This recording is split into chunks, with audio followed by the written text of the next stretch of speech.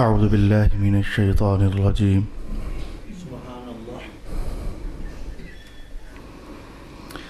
بسم اللہ الرحمن الرحیم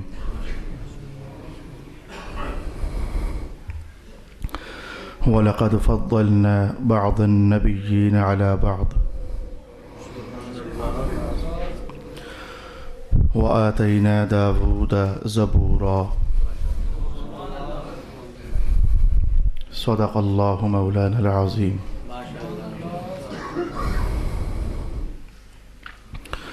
الصلاة والسلام علیک یا سیدی یا رسول اللہ، الصلاة والسلام علیک یا سیدی یا حبیب اللہ، الصلاة والسلام علیک یا سیدی یا شفیع المذنبین، وعلى آلك وأصحابك يا سيدي يا رحمة للعالمين۔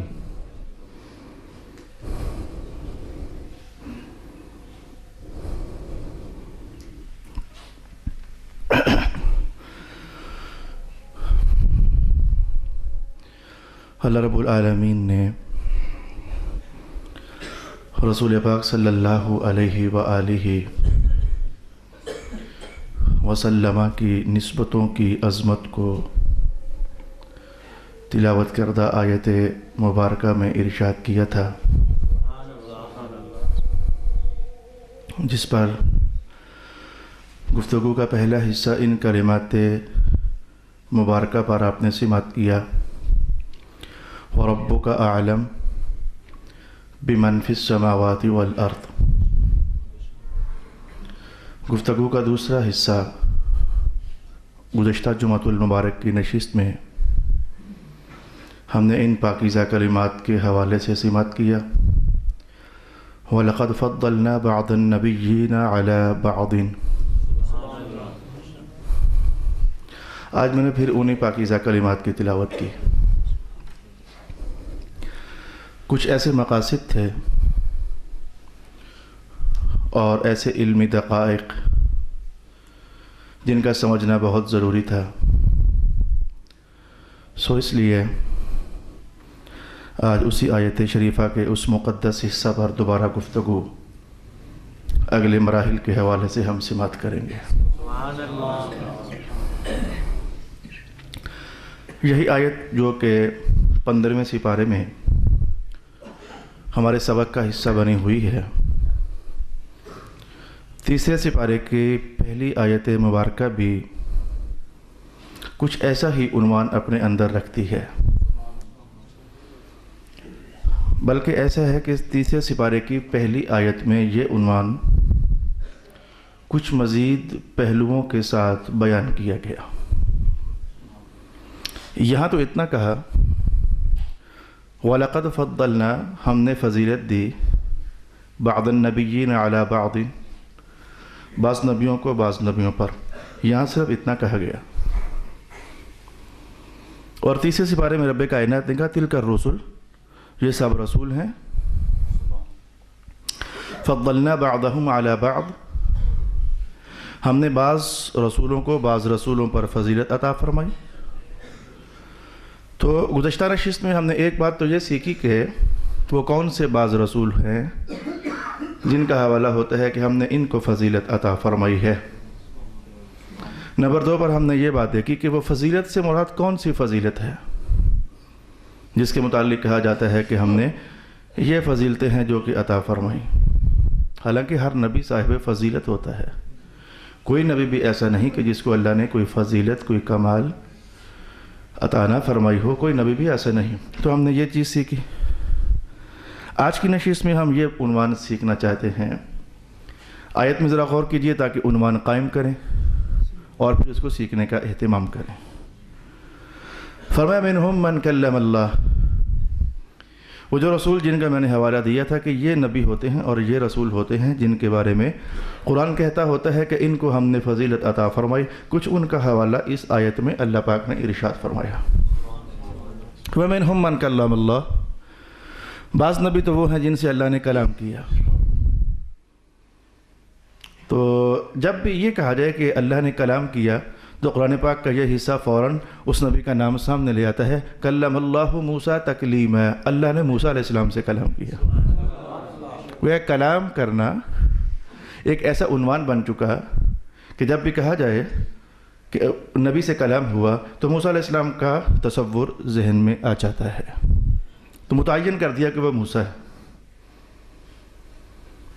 پھر کہا کہ کچھ رسول ایسے ہیں کہ جن کو ہم نے بینات عطا فرمائی، حضرت جبرائیل ان کے ساتھ ساتھ چلتے تھے۔ متعین کر دیا نام لے کر، آتینا عیسیٰ، وہ عیسیٰ پیغمبر ہیں۔ درمیان میں ایک جملہ بولا، وَرَفَعَ بَعْضَهُمْ دَرَجَاتٍ، اور بعض رسول ایسے ہیں کہ جن کے درجے اللہ نے بڑے بلند کر دیے۔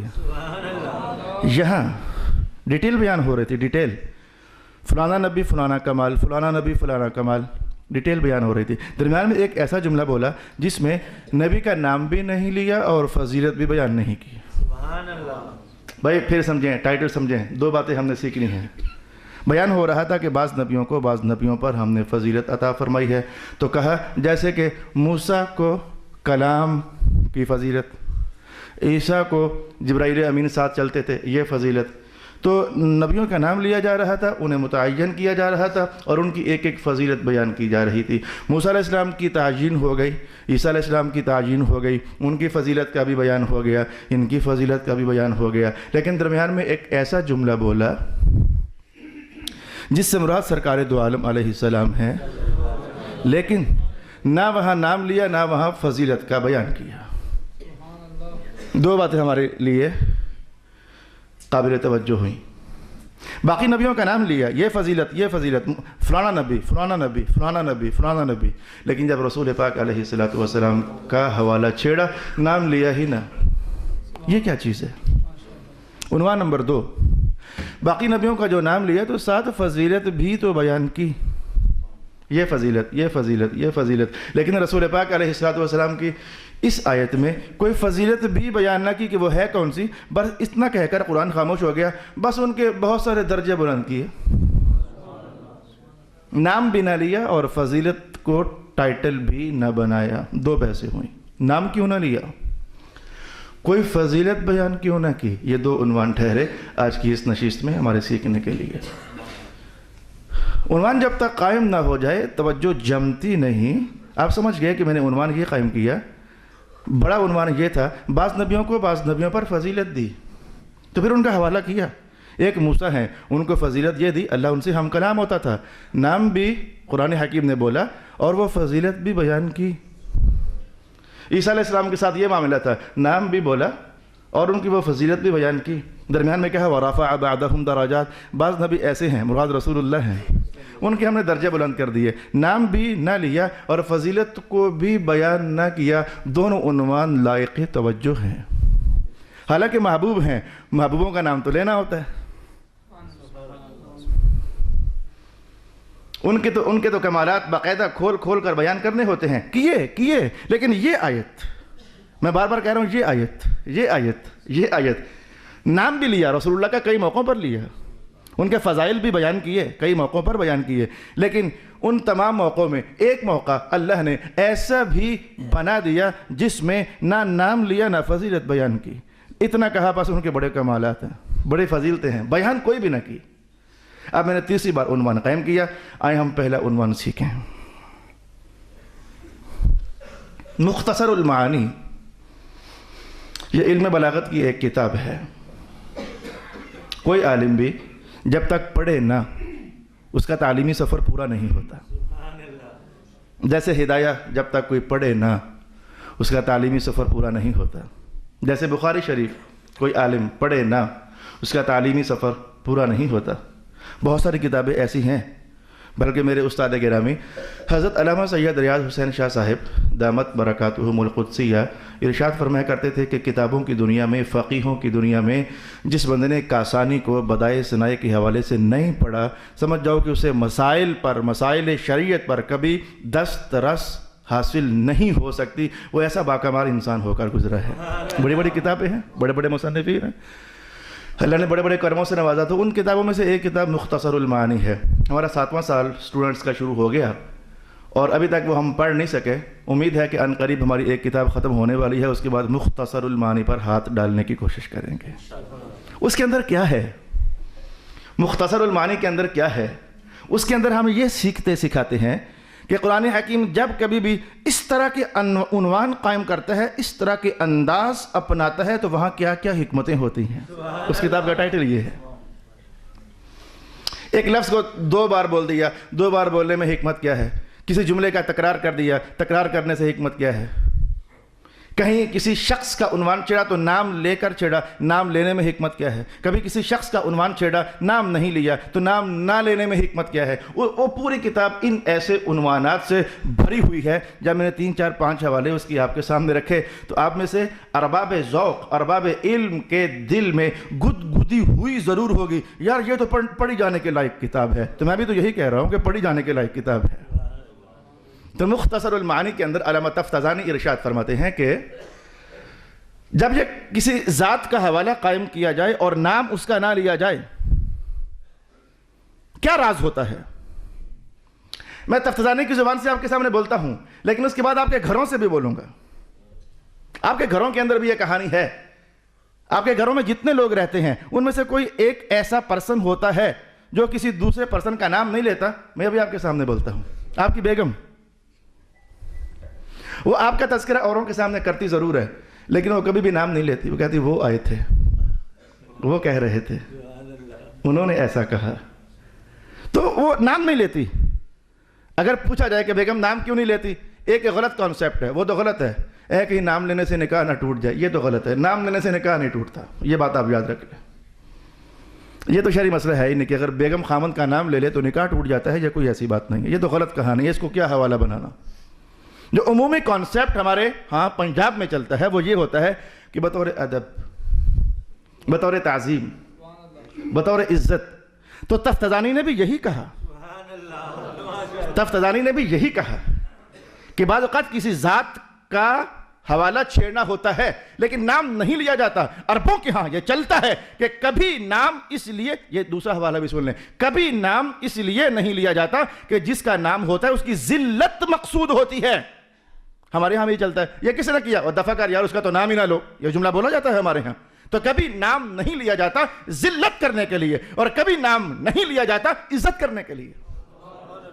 تو یقینی سی بات ہے محبوب خدا کا تذکرہ ہے, جہاں وہ پہلی بات تو ہو ہی نہیں سکتی. نعوذ باللہ, ایمان خراب ہو جائے گا. وہاں پہلی بات تو ہو ہی نہیں سکتی. گویا رب کائنات نے کہا وَرَفَعَ بَعْدَهُمْ دَرَجَاتٍ, بعض ایسے ہیں وہ محبوب, بولا نام نہیں لیا, فرمایا عزت کرنے کے لیے. نام نہیں لیا عزت کرنے کے لیے. اور دوسرے لفظوں میں 18ویں سپارہ کا حوالہ یاد آ گیا, اللہ اکبر, اللہ اکبر. بعض اوقات ایسا بھی ہوتا ہے کچھ ذاتوں کو اللہ اتنا کمال عطا فرما دیتا ہے. آپ کے سامنے اسٹیج پر بہت سارے خطیب تشریف فرما ہوں, سارے گفتگو کر چکے ہوں, ایک رہ گیا. آپ کی دل کی دھڑکن بھی ہے, اور اسٹیج سیکرٹری کہے, نقیب محفل کہے, اب آپ کے سامنے وہ تشریف لائیں گے جن کا کیا تعارف کراؤں. آپ کو سب کو سمجھ آ گئی. وہ ایسا چھایا ہوا ہے دلوں پر, وہ ایسا چھایا ہوا ہے ذہنوں پر, وہ ایسا چھایا ہوا ہے ہر میدان میں. مولا کائنات نے جیسے کہ ارشاد کر دیا محمد پاک ایسے ہیں کہ بس ہلکا سا اشارہ بھی کر دو نا اونچائی کا, درجات اونچائی کا ہلکا سا اشارہ بھی کر دو نا کہ کوئی رسول وہ بھی ہے جسے اللہ نے بڑا اونچا کر دیا, کوئی وہ بھی ہے, نام نہ بھی لو تو میرے محمد ایسا ذہنوں پر چھائے ہوئے ہیں, نام نہ لینا بھی ان کا نام ہی ہوتا ہے نا. وَرَفَعَ بَعْضَهُمْ دَرَجَاتٍ, وَرَفَعَ بَعْضَهُمْ دَرَجَاتٍ. 2 مقاصد آپ نے سمجھے. ایک تو یہ کہ کچھ ذاتوں کا نام نہ لینا بھی ان کی پہچان ہوتا ہے, وہ ذہنوں پر فوراً اتر آتے ہیں. اور دوسرا یہ کہ نام نہ لیا عزت افزائی کی خاطر. یہ تو پہلا عنوان ہوا, مختصر تھا, جلدی سمٹ گیا. میں دوسرا عنوان کہوں گا جس پر ہمیں تھوڑی سی ڈیٹیل درکار ہے. فضیلت بیان نہیں کی کہ کون سی, فضیلت بیان نہیں کی کہ کون سی. کہا بعض رسولوں کے ہم نے درجے بلند کر دیے, مراد محبوب خدا تھے, اور فضیلت بیان کرنے کی بجائے کہہ دیا ہم نے ان کے بس درجے بلند کر دیے. دراجات جمع کا صیغہ, ہم نے ان کے کئی درجے بلند کر دیے. آئے میں اس پر قرآن حکیم کا ایک اسلوب بیان کروں. جب کبھی بھی ایسا ہو جائے، قرآن حکیم پکڑیں، جب کبھی بھی ایسا ہو جائے تقسیم کی بات ہو، نوازنے کی بات ہو، تو ایک طرف زیادہ دینا ہو ایک طرف کم دینا ہو، تو قرآن حکیم کا اسلوب یہ ہے، وہ ہمیشہ کم والی جہت کو بیان کر دیتا ہے، اور وہ جو زیادہ والی جہت ہوتی ہے اسے بیان نہیں کرتا۔ یہ قرآن کا اسلوب ہے۔ میں ابھی آپ کے سامنے چوتھا سپارہ کھولنے لگا ہوں، ذرا دھیان دیجئے گا۔ یہ آیت وراثت ہے، اس آیت کا نام ہے آیت وراثت۔ اگر کوئی شخص مر جائے تو اس کی جائیداد کی تقسیم کاری کا نظام کیا ہوگا، اسے کہتے ہیں آیت وراثت۔ اللہ رب العالمین نے اسے بیان کیا، ذرا اس قرآن کا اسلوب سمجھنے کے لیے میں بولنے لگا ہوں۔ یوصیکم اللہ فی اولادکم للذکر مثل حظ الانثیین۔ اچھا بھی اللہ تمہیں بتاتا ہے کہ کس کو کتنا دینا ہے، حاصل بیان۔ اگر کوئی شخص مر جائے، اس کا پیچھے صرف ایک باپ ہے اور صرف ایک ماں ہے اور کوئی رشتہ دار نہیں ہے، مسئلہ غور سے سننا۔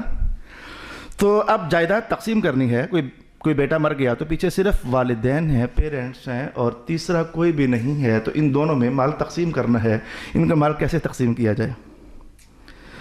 رب کائنات نے ارشاد کیا وَوَرِثَهُ أَبَوَاهُ، والدین جب وارث ہو جائیں تو پتہ ہے کیسے تقسیم کرنا؟ فَلِأُمِّهِ الثُّلُث، ماں کو دینا تیسرا حصہ، 3 روپیوں میں سے تیسرا حصہ، یعنی 1 روپیہ ماں کو دے دینا۔ آگے رب العالمین نے باپ کا حصہ بیان نہیں کیا، بات اگلا مسئلہ چھیڑ دیا، فَإِن كَانَ لَهُ إِخْوَةٌ، اگر بھائی بھی ہوں تو پھر کچھ ایسا کرنا ہے، باپ کا حوالہ نہ دیا۔ پہلے کہا زندہ ہیں ماں بھی اور باپ بھی، اچھا ماں کو اتنا دینا، باپ کا بیان نہیں کیا۔ سبحان اللہ۔ امام اعظم ابو حنیفہ فرماتے ہیں، پتہ آیت کا معنی کیا ہوا؟ غور سے سننا۔ 3 لاکھ روپے چھوڑا بچے نے، تو کہا ماں کو 1 لاکھ دے دینا، باپ کا بیان نہیں کیا۔ ابو حنیفہ فرماتے ہیں سمجھ جاؤ نا کہ باقی سارا باپ کا ہے۔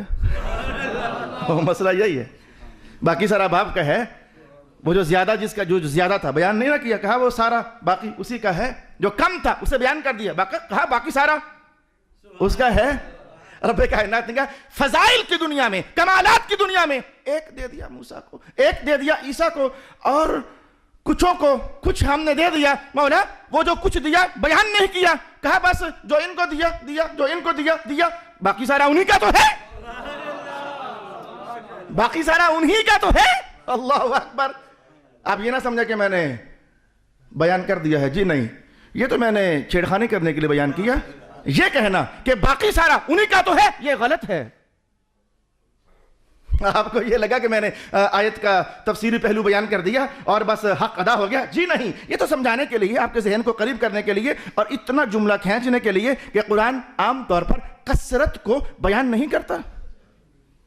تو کہیں آپ یہ نہ سمجھنا کہ ایک عنوان دے دیا، ایک فضیلت موسیٰ علیہ السلام کو، ایک فضیلت عیسیٰ علیہ السلام کو، ایک فضیلت یعقوب علیہ السلام کو، ایک فضیلت اسماعیل علیہ السلام کو، باقی ساری ان کی ہیں، یہ بات غلط ہے، یہ بات غلط ہے۔ صحیح بات کیا ہے؟ صحیح بات کیا ہے؟ ذرا ایک بار مجھے آج ایک شعر میں گھر سے یاد کر کے لکھ کر لایا، مجھے شعر نہیں آتے، آج میں ایک شعر گھر سے یاد کر کے اور لکھ کر لایا ہوں، اور بالکل بالاتفاق ہے، وہ مذہب کا عنوان ہے، بالاجماع ہے، کسی نے اختلاف نہیں کیا۔ لیکن ذرا شعر سن لیں، ہے ویسے فارسی کا، میں کہتا ہوں پھر اردو میں ترجمہ بھی کہہ دوں گا اس کا۔ حسن یوسف دم عیسیٰ ید بیدا داری، آنچ خوباں ہما دارن تو تنہا داری۔ ترجمہ اس کا یہ ہے، یوسف علیہ السلام کو حسن ملا، موسیٰ علیہ السلام کو وہ ہاتھ ملا جو آپ بغل میں دباتے تھے تو وہ روشن ہو کر باہر نکل آتا تھا۔ عیسیٰ علیہ السلام کو اللہ نے وہ پھونک میں بڑے کرشمے رکھے ہوئے تھے، بڑے بڑے بیمار ٹھیک ہو جایا کرتے تھے۔ لیکن بات یہ ہے کہ یا رسول اللہ، جتنی خوبیاں پہلے تمام انبیاء کو ملی وہ ساری اللہ نے آپ کو بھی عطا فرمائی۔ لہذا جو میں نے تھوڑی دیر پہلے کہا تھا نا، وہ آپ کو صرف اتنا جملہ نکالنے کے لیے کہا تھا کہ کثرت کو قرآن بیان نہیں کرتا، وگرنہ آیت کے معنی کے بیان کرنے کے لیے حق ادا نہیں ہوا تھا۔ یہ جملہ غلط ہے کہ جو بچ گیا وہ رسول اللہ کو دیا، یہ جملہ غلط ہے، جو بچ گیا وہ بھی رسول اللہ کا، اور جو انہیں دیا تھا وہ بھی بڑھا کر پھر رسول اللہ کا، وہ بھی بڑھا کر پھر رسول اللہ کا۔ میں نے کہا بڑھا کر رسول اللہ کا۔ یار کہیں آپ مغالطے میں نہ رہنا، آئیں قرآن حکیم پڑھتے ہیں۔ 19واں سپارہ سلیمان پیغمبر علیہ السلام۔ دربار لگائے ہوئے تھے تو یہ سارا ترجمہ چل رہا ہے. دربار لگائے ہوئے تھے تو بلقیس ادھر سے چل پڑی تھی سبا سے, اپنے ملک اور وطن سے ملاقات کرنے کے لیے آ رہی تھی. سلیمان پیغمبر کے دل میں کچھ بس خیال پیدا ہوا کہ چلیں بلقیس کو آنے دو, دکھاتے ہیں کہ نبی کی شان کیا ہوتی ہے. وہ بہت بڑا تخت تھا بلقیس کا. آپ نے مجمع کے اندر کہا کہ بھائی وہ ذرا تخت لانا ہے بلقیس کا, کون لے کر آئے گا؟ قال عفریت من الجن انا آتیک بہ قبل ان تقوم من مقامک. وہ جو ایک جن تھا شرارتی قسم کا, اس نے کہا اللہ کے نبی یہ تو کوئی مسئلہ نہیں ہے, میں لے آتا ہوں. تو سلیمان پیغمبر کہنے لگے کہ کتنی دیر میں لاؤ گے؟ کہا بس آپ بیٹھے ہوئے ہیں تو آپ کھڑے ہوں تو کھڑے ہونے سے پہلے میں لے آؤں گا. کہا نہیں یہ تو بہت دیر ہے, یہ نہیں, یہ بہت دیر ہے. اچھا اب سنیے, قال الذی عندہ علم من الکتاب. اب ایسا شخص کھڑا ہوا جس کو اللہ نے کتاب کا علم عطا فرمایا تھا, جو سلیمان پیغمبر کی کتاب تھی اس کا علم تھا, وہ کھڑا ہوا. کہنے لگا جی میں لے کے آتا ہوں. کہا دیر کتنی لگاؤ گے, کتنا ٹائم چاہیے؟ کہنے قبل ان یرتد الیک طرفک. ابھی آپ کی پلک کھلی ہوئی ہے, یہ بند ہوگی تو دوبارہ کھلنے سے پہلے میں لے آؤں گا.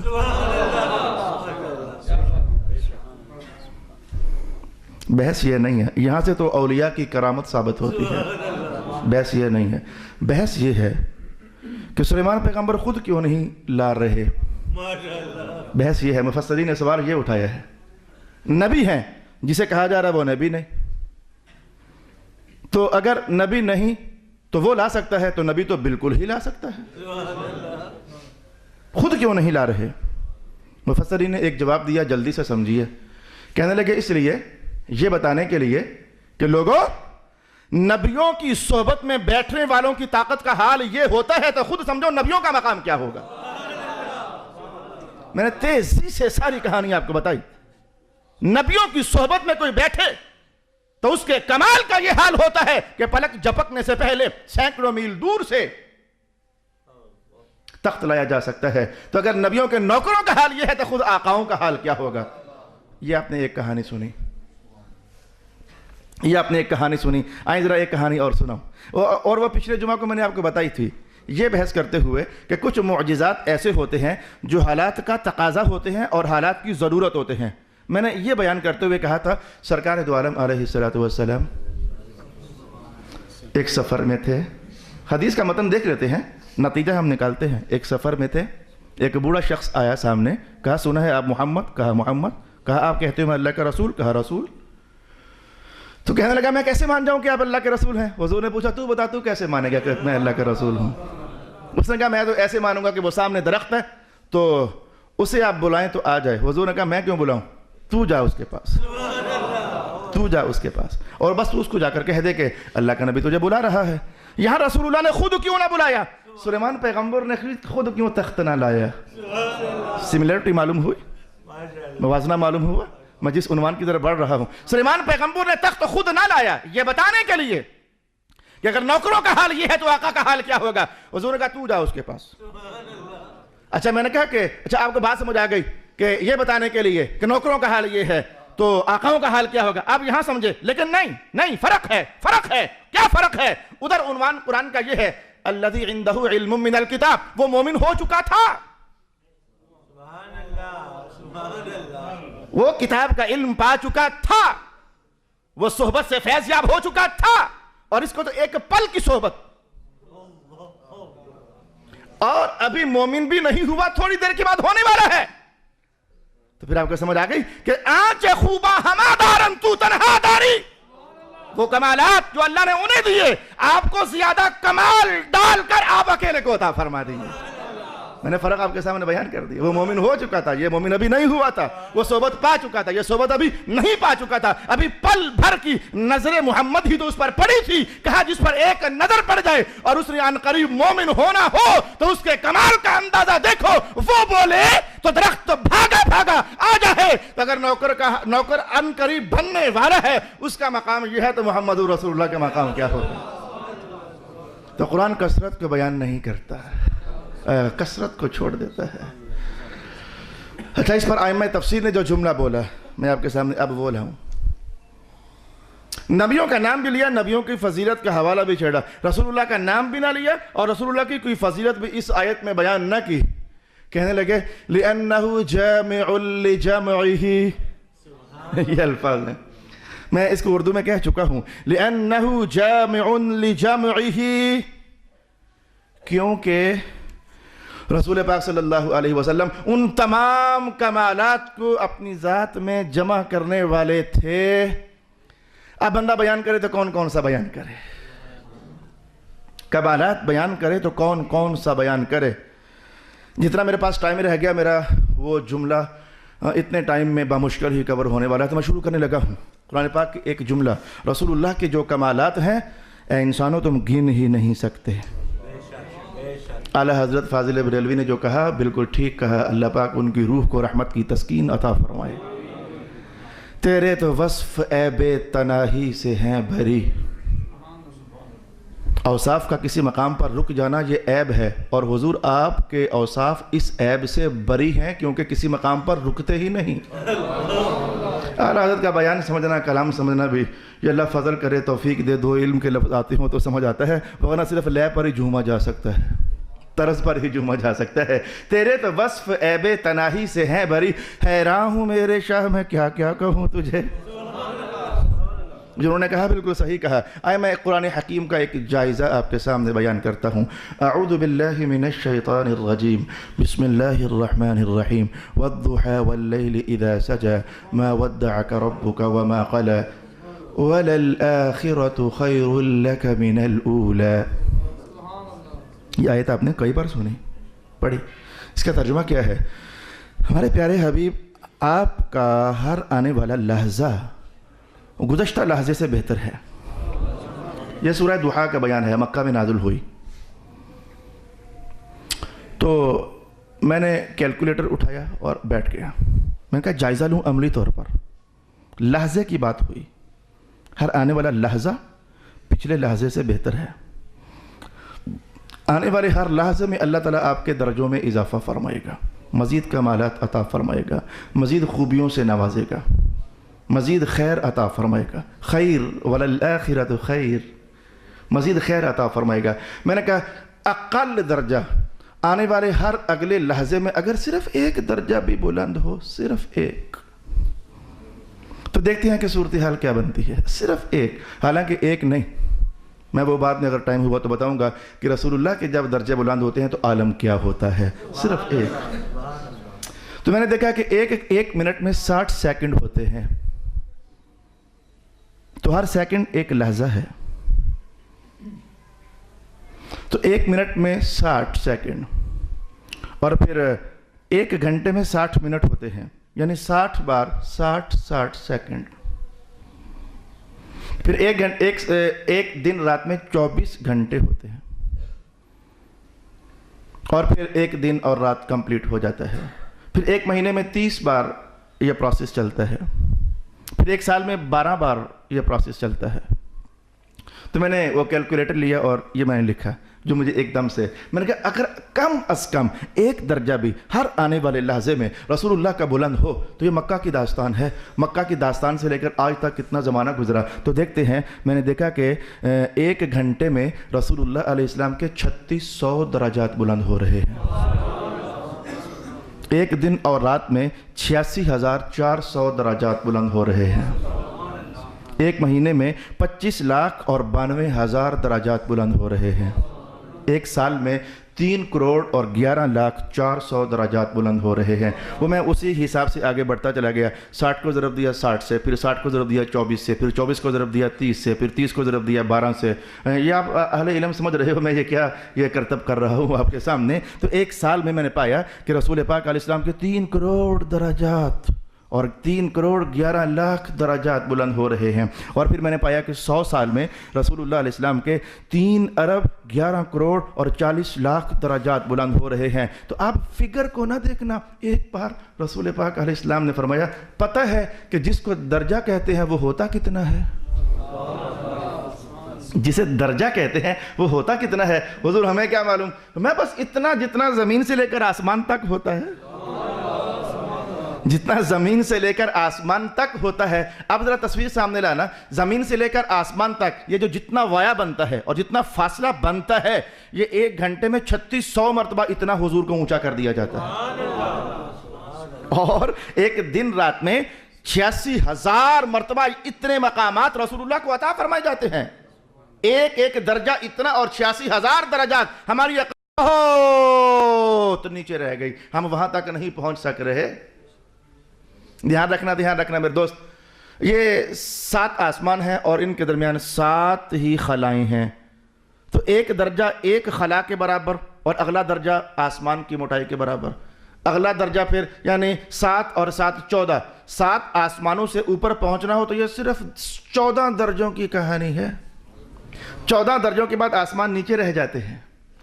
تو رسول اللہ کی شان یہ ہے کہ وہ 1 گھنٹے میں 14 درجے نہیں 3600 درجات بلند ہو رہے ہیں.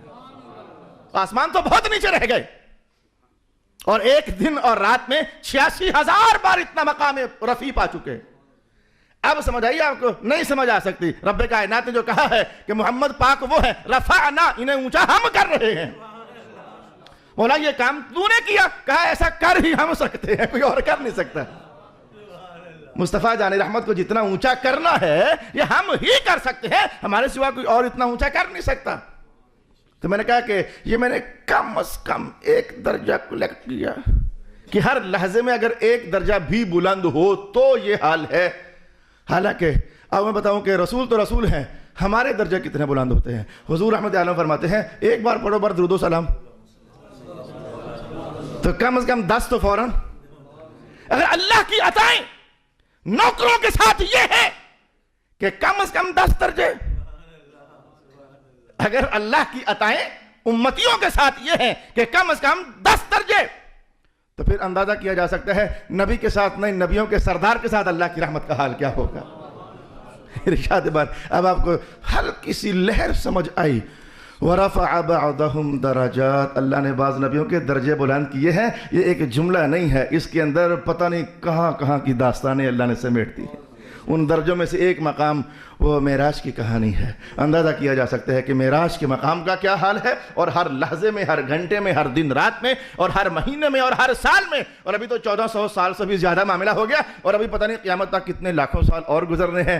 تو پھر کہا نہیں جا سکتا ہے کہ اللہ رب العالمین نے ٹھیک ہے تو کہا ہے کہ محمد کے درجات کو بیان کروں تو کتنا بیان کروں, کوئی لاکھ ہو تو بیان کروں, کروڑ ہو تو بیان کروں. اور ویسے بھی بیان کرنے کے لیے اگر تو رک چکا ہو کام پھر تو بیان کیا جائے, اور معاملہ ابھی رکا ہی نہیں, ابھی تو بڑھتا چلا جا رہا ہے, بیان کیسے کیا جائے. تو اعلیٰ حضرت نے یہ کہا ہے تیرے تو وصف عیب تناہی سے ہیں بری, رکے تو بیان کریں کہ اتنے ہیں, رکی نہیں رہے, ہر لحظہ بڑھتے چلے جا رہے ہیں. اور صرف یہی نہیں کہ قیامت تک بڑھتے رہیں گے. یہ کب کہا کہ قیامت تک بڑھتے رہیں گے, کہا للآخرہ, جنت میں بھی جاؤ گے تو اگلی گھڑی پچھلی سے بہتر ہی ہوگی. تھوڑی سی بس سمجھ آئی کہ حضور تو یار بڑے اونچے ہیں ہمارے. شکر الحمدللہ اللہ نے ہمیں ان کا امتی بنا دیا. صدق اللہ العظیم.